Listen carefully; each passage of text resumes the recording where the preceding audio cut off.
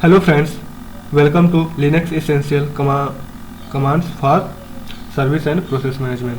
तो फ्रेंड्स, आज की वीडियो में हम लोग देखने वाले हैं कि हम लोग जो भी ज़रूरी कमांड है हमारे लिनक्स के सर्विस और प्रोसेस मैनेजमेंट के लिए, उनका यूज हम लोग कैसे लेते हैं। सबसे पहले हम लोग देखेंगे कि हम लोग अपने लिनक्स मशीन में कोई भी सर्विस को कैसे स्टार्ट या स्टॉप या रीस्टार्ट कर सकते हैं। तो इसके लिए हम लोग के पास दो तरीके हैं। एक तरीका होता है हम लोग सीधे सिस्टम CTL मतलब सिस्टम कंट्रोल कमांड का यूज करके हम लोग किसी भी सर्विस को स्टार्ट, स्टॉप या रीस्टार्ट करते हैं, और दूसरा होता है कि डायरेक्ट हम लोग सर्विस कमांड का यूज करके ही किसी भी सर्विस को स्टॉप, स्टार्ट या रीस्टार्ट करते हैं। तो सबसे पहले हम लोग देखेंगे कि हम लोग सिस्टम CTL कमांड का यूज करके किसी भी सर्विसेज को कैसे स्टार्ट कर सकते हैं। जैसे कि मैं यहाँ पे सिस्टम CTL कमांड दूंगा और यहाँ पे आप लोग sudo के साथ इसे यूज कीजिएगा। यदि आप लोग सुपर यूजर नहीं है तो यहाँ पे sudo सिस्टम CTL और यहाँ पे हम लोग देंगे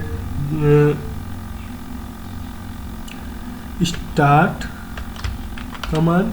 जैसे कि यदि हम लोग को किसी भी सर्विस को स्टार्ट करना है तो यहाँ पे हम लोग सिस्टम कंट्रोल स्टार्ट और जो सर्विस स्टार्ट करना है उसका नाम देंगे। तो यहाँ पे मैं यदि SSH की सर्विसेज को स्टार्ट करना चाहता हूँ तो यहाँ पे मैं सिंपल सा कमांड दूंगा sudo स्टार्ट या SSH। तो यहाँ पे देखिए हमारी SSH की सर्विसेज जो है वो रन कर रही होंगी। तो अगर हमें स्टेटस देखना है तो हम लोग फिर से कमांड देंगे sudo सिस्टम CTL एंड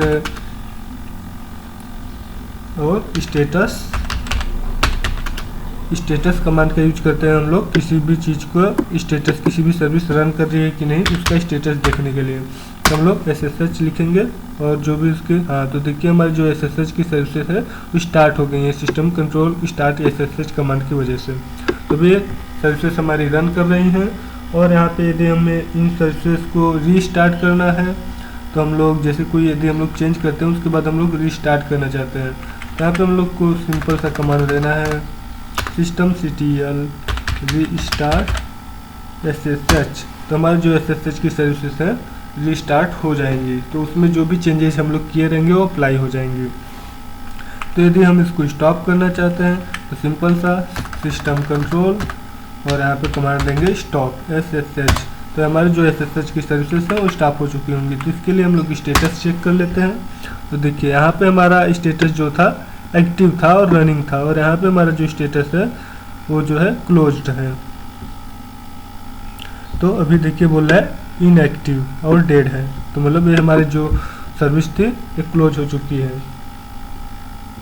तो इस तरीके से हम लोग सिस्टम CTL कमांड का यूज करके मतलब सिस्टम कंट्रोल कमांड का यूज करके किसी भी सर्विस को स्टार्ट कर सकते हैं। ज़रूरी नहीं है आप लोग सर्विस का नाम आप लोग को याद रखना होगा बस कि हमें कौन सी सर्विस को स्टार्ट करना है। जैसे मैं यदि टॉर की सर्विस जो हमारी रन हो रही है कि नहीं इसको चेक करना चाहता हूँ तो सिस्टम CTL, तो हमारे जो अभी टॉर की सर्विसेज हैं वो स्टार्ट है मतलब रन कर रही है, एक्टिव है। और इसको यदि हम लोग स्टॉप करना चाहते हैं तो सिंपल सा कमांड देना है यहाँ पे स्टॉप।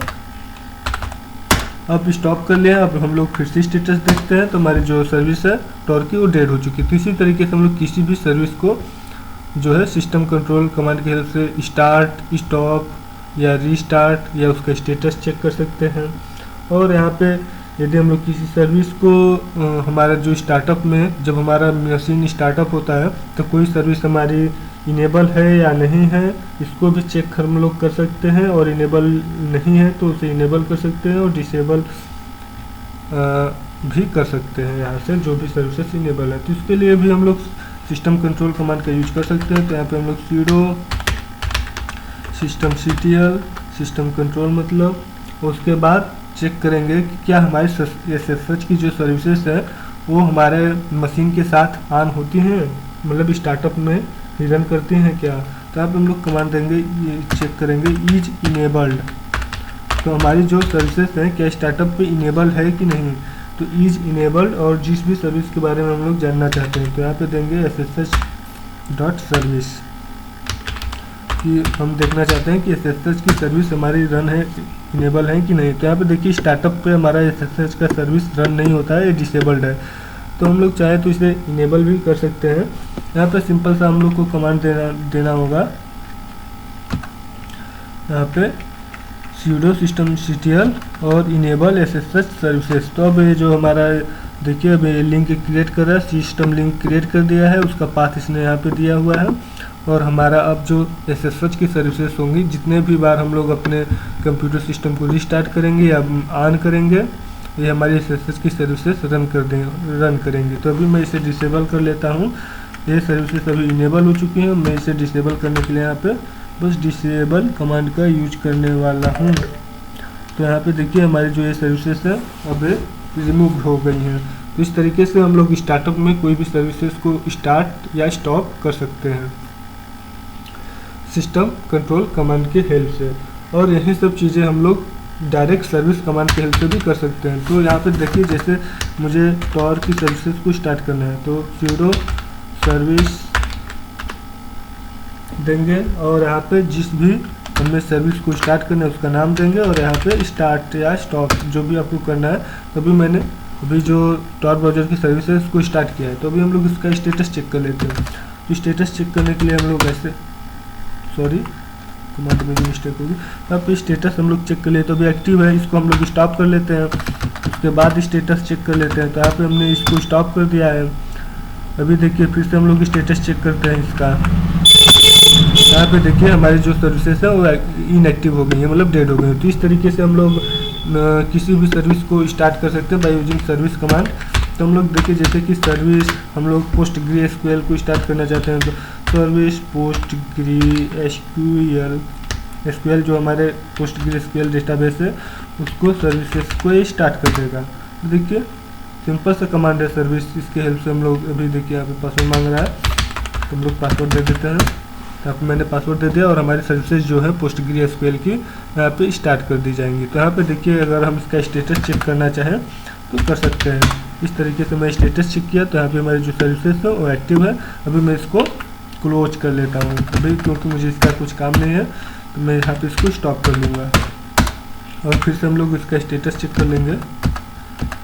अभी फिर से पासवर्ड मांग रहा है तो फिर मैंने पासवर्ड दे दिया और हमारी जो सर्विसेज है वो स्टॉप हो चुकी होंगी। स्टेटस हम लोग देख लेते हैं तो हमारी जो PostgreSQL की सर्विसेज है वो यहाँ पे स्टॉप हो चुकी है, इनएक्टिव हो चुकी है। तो इस तरीके से हम लोग किसी भी यहाँ पे जो सर्विस है उसको स्टार्ट, स्टॉप, रीस्टार्ट या स्टार्टअप में स्टार्ट या स्टॉप कर सकते हैं। तो इसके हमने सारे तरीके देख लिए। अब हम लोग देखेंगे कि हम लोग किसी भी प्रोसेस का लिस्ट कैसे दे सकते हैं। तो प्रोसेस हमारे जितने भी करेंटली में प्रोसेस रन कर रहे हैं उसके लिए हम लोग सिंपल PS ये कमांड का यूज करेंगे। तो हमारे जितने भी प्रोसेस हैं सभी प्रोसेस का यहाँ पे लिस्ट आ जाएगा। और यहाँ पे देखिए प्रोसेस ID दिया हुआ है, टर्मिनल दिया है, किस टर्मिनल पे रन कर रहे हैं और कमांड किस कमांड के साथ रन कर रहे हैं, कमांड उसका कहाँ पे रन कर रहा है। तो यहाँ पे इस तरीके से हम लोग इन्फॉर्मेशन देख सकते हैं। उसके अलावा यदि हम लोग देखना चाहे कितना इस यूजर के कितने प्रोसेस रन हो रहे हैं तो यहाँ पे सब भी हम लोग देख सकते हैं। जो करंट में सौरभ नाम का यूजर है इसके सबसे ज़्यादा प्रोसेस रन हो रहे हैं और PID जो है सभी प्रोसेस के दिया है और कितना प्रोसेस CPU को यूज कर रहा है और कितना मतलब हमारी मेमोरी यूज हो रही है उस प्रोसेस में और यहाँ पे कौन से टर्मिनल पे यूज हो रहा है। तो यहाँ पे देख सकते हैं मैंने 2 टर्मिनल ओपन किया है तो टर्मिनल 2 पे ही मैं इस समय काम कर रहा हूँ। यहाँ पे देख सकते हैं आप लोग, यहाँ पे मैं टर्मिनल 2 पे काम कर रहा हूँ। तो यहाँ पे टर्मिनल इन्फॉर्मेशन दे रहा है, कब से स्टार्ट हुआ है उसकी टाइम दिया हुआ है और कहाँ पे कमांड रन कर रहा है उसकी लोकेशन दिया हुआ है।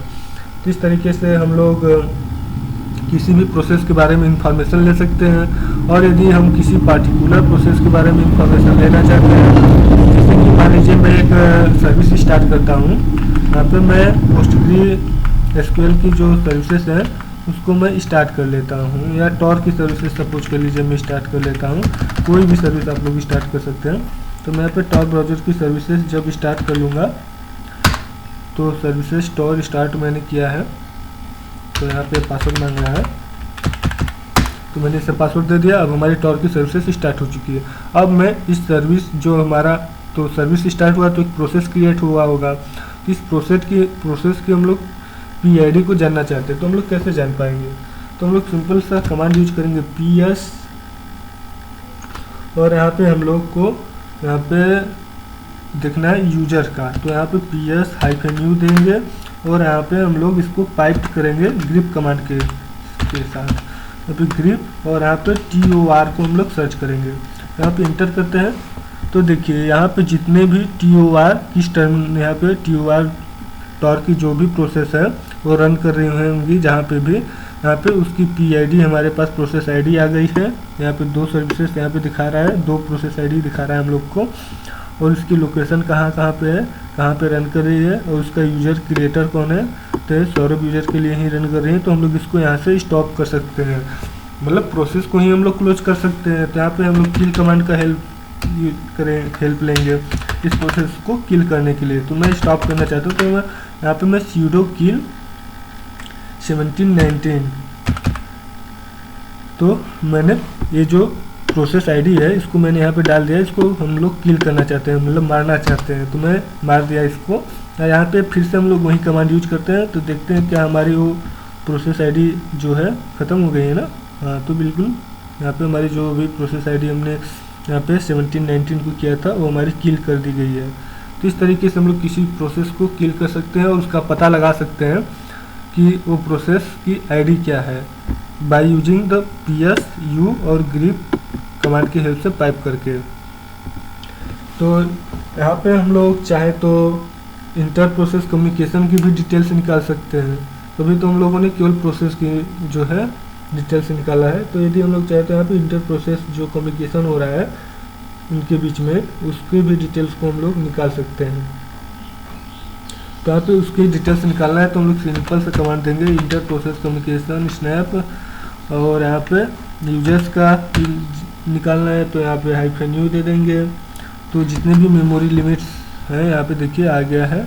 और यहीं पे यदि हम लोग सारा देखना चाहते हैं तो -A मतलब आल, इंटर प्रोसेस कम्युनिकेशन स्नैप आल। तो यहाँ पे देखिए जितने भी हमारी यहाँ पे प्रोसेस होंगी सब का दे देगा। यहाँ पे की दिया हुआ है, सीमाफोर ID दिया हुआ है, तो यहाँ पे देख सकते हैं आप लोग, शेयर्ड मेमोरी ID दिया है, सॉरी, यहाँ पे ओनर दिया है प्रोसेस का, और पैरामीटर्स और बाइट्स और मैच स्टेटस दिया हुआ है। तो यहाँ पे बहुत सारा जो इंफॉर्मेशन हम लोग देख सकते हैं, बेसिकली सीमाफोर ID ही है। मैं यहाँ पे देख सकते हैं जहाँ पे सीमाफोर एरे जो है वो बताया गया है कि ये सब है क्या। तो यहाँ पे देख सकते हैं की दिया है, सीमाफोर ID दिया है, ओनर का डिटेल दिया है, पैरामीटर्स दिया है और एन सीमाफोर्स दिया है। तो ये सब यहाँ पे आप लोग इंफॉर्मेशन देख सकते हैं। और भी सारा बहुत सारा है इंटर प्रोसेस कम्युनिकेशन में। हम लोग जैसे यदि यहाँ पे कोई भी एक ID है, इसके बारे में हम लोग डिटेल से निकालना चाहते हैं तो हम लोग सिंपली इसको कॉपी कर लेते हैं। मैंने कॉपी कर लिया इसको, और इसके बारे में हम लोग को डिटेल्स निकालना है तो हम लोग कमांड देंगे मेमोरी डिटेल्स निकालना है तो यम और हाइफन देंगे I, क्योंकि हम लोग ID का यूज करने वाले हैं। और यहाँ पे उसको पेस्ट कर देंगे जो भी हमने कॉपी किया है। तो देखेंगे उसके बारे में मैं जो मतलब सारी जो इन्फॉर्मेशन है वो यहाँ पे निकल आई है। जैसे शेयर्ड मेमोरी जो है, सेगमेंट क्या है, सीमाफोर ID। तो सीमाफोर ID तो हमने सीमाफोर ID से सर्च किया था, तो यहाँ पे हमें उससे रिलेटेड जितनी भी इंफॉर्मेशन है वो यहाँ पे मिल चुकी है। तो ये बहुत ही लो लेवल का टास्क है, यहाँ पे ज़्यादातर हम लोग को ज़रूरत नहीं होती है कुछ इंटरफेयर करने की, वैसे कुछ लोग को पड़ भी जाती है जैसे हम लोगों के। तो फ्रेंड्स इस तरीके से हम लोग किसी भी इंटर प्रोसेस कम्युनिकेशन की भी इंफॉर्मेशन यहाँ से निकाल सकते हैं कि मतलब कौन सा प्रोसेस किस प्रोसेस से कम्युनिकेट कर रहा है। तो इस तरीके से हम लोग इन्फॉर्मेशन निकाल सकते हैं। जैसा यदि आप लोग ऑपरेटिंग सिस्टम अच्छे से पढ़े होंगे तो अच्छे से सीमाफोर्स क्या होते हैं उसको जानते होंगे, और इंटर प्रोसेस कम्युनिकेशन क्या होता है इसको भी जानते होंगे। यहाँ पे बेसिकली एक थ्रेड या एक प्रोसेस दूसरे प्रोसेस से कम्युनिकेट करता है फॉर सॉल्विंग एनी प्रॉब्लम, मतलब किसी भी यहाँ पे किसी भी टास्क को परफॉर्म करने के लिए ये लोग आपस में कम्युनिकेट करते हैं, एक प्रोसेस दूसरे प्रोसेस से। तो इसे ही इंटर प्रोसेस कम्युनिकेशन होता है। एक दूसरा होता है शेयर्ड मेमोरी पासिंग। तो यहाँ पे shared memory inter process communication में इस शेयर्ड मेमोरी टेक्निक का यूज कर रहे हैं। तो फ्रेंड्स आज की वीडियो में बस इतना ही। आज की वीडियो में हम लोगों ने देखा कि बेसिकली हम लोग सर्विसेज को कैसे मैनेज करते हैं और कैसे प्रोसेस को हम लोग मैनेज करते हैं। तो फ्रेंड्स इसमें आप लोग और भी डीप डाइव कर सकते हैं। तो आज की वीडियो में बस इतना ही। Thanks for watching this video friends. यदि वीडियो अच्छा लगा हो तो कृपया चैनल को सब्सक्राइब जरूर कीजिएगा और अपने दोस्तों के साथ इसको शेयर भी कीजिएगा और इस वीडियो को लाइक ज़रूर करिएगा। Thanks for watching this video.